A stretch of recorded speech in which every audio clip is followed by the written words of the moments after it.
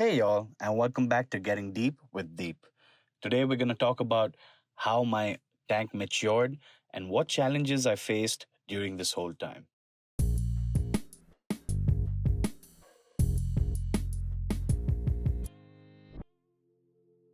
So, my carpeting plants like my Monte Carlo and S. repens, over time they really carpeted well. My Monte Carlo grew out and carpeted all over the sand. The S. repens as well started to spread out and they also started to grow above towards the light instead of carpeting just onto the surface. That was good. The Rotala blood red grew higher and taller. I had to keep cutting it. But unfortunately, I did notice it did not redden much. I mean, the top tips used to get a bit pinkish, reddish hue, but I guess that was because it was closest to the light. And I think it needs more CO2 or better lighting for it to redden up much more. Also, given that I had floating plants. I added an Amazon frogbit floating plant as well, which did really well. The roots grew really long and I had to maintain it quite a bit. I had to cut out the roots quite a bit. Another thing I did, as you watched in my previous video, was I used material from my previous tank into this tank. Now there, I made a major mistake. Why? Because my previous tank had a lot of green hair algae, like staghorn algae, like stuff growing, right? So what I did was I used a lot of the soil of that and some of the plants. So that was the Anubias that I used. Now the problem with that is over time, that algae came back. It grew through from the soil as well as on the plants. Now it grew from the soil up onto my Monte Carlo and stuff. So now I have algae all over the carpet, right? And all over my stem plants. Now mainly on the bottom, there is no more leaves. There's only algae growing and there's only growth on the top since I've been cutting it and harvesting it. So, or propagating it rather. So that's what happens when you keep cutting the roots as well. To tackle this, I did add a green algae eating shrimp. I think they were called short nose algae eating shrimp. They're white colored, they're almost like a mano shrimp. I did add them and they did start eating algae. Yes, but my mistake was I kept feeding the tank, right? So they kept getting food from the tank as well. So they stopped preferring the algae. Uh, that was one. And also, I had a pothos growing on in the back, but I think because of lack of nutrients or what, it did not grow well. So I decided to remove that pothos into a proper potted thing and hanging pot. It's doing well in that, but it just wasn't doing great in the tank. Now, unfortunately, over time, I did end up losing, I think, three of my cories. I had five, and I don't know what happened.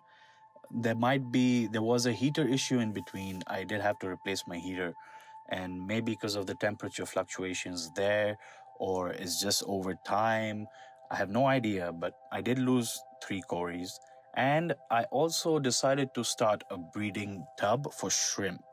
So, which, let me tell you, was a failure uh, for multiple reasons. I didn't end up feeding a lot in that tub. I just let it be, a lot of stuff of that, but we'll not get into that. However, I used a lot of my breeding pairs from my main tank. I assume were in there, so my shrimp production also reduced. Didn't see a lot of shrimp anymore. So I just decided. I think over time, it was almost about a year. It's time to change, but I wanted a bigger tank. So I ended up getting a 20-gallon. It's a 20-gallon hexagon. It's called a top fin captive starter tank. I got a second hand, of course.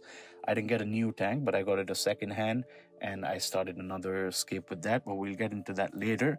However, yeah, so there's a lot of changes in this tank now. You might not see a lot of the same livestock, so I'm still running this tank. It's still going well. The algae and stuff does not affect the fish. It does not affect any of the health.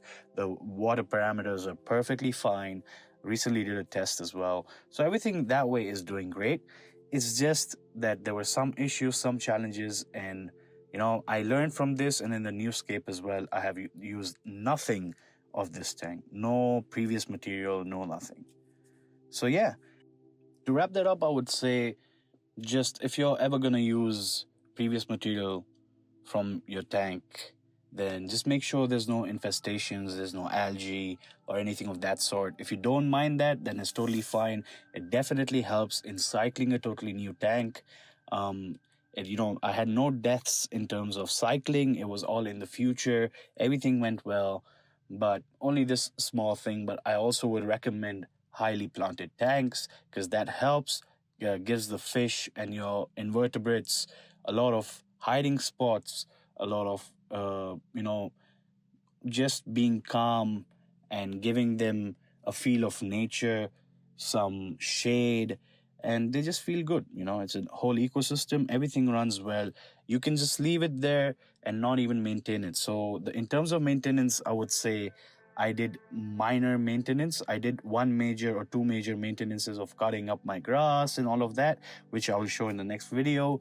But I just did minor maintenance, not even changing too much water, because once the ecosystem is set, you don't really have to do much. Yes, I did do top ups because my water kept, evaporating. So, of course, top ups is in terms of that you get fresh water through that.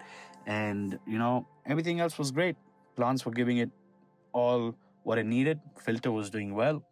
So, yeah, if you guys enjoyed this video, do give it a like, do subscribe, or comment if you'd like to know anything or if you'd like to comment on what I have done. Thank you so much for watching and hope you all have a great day. Thank you.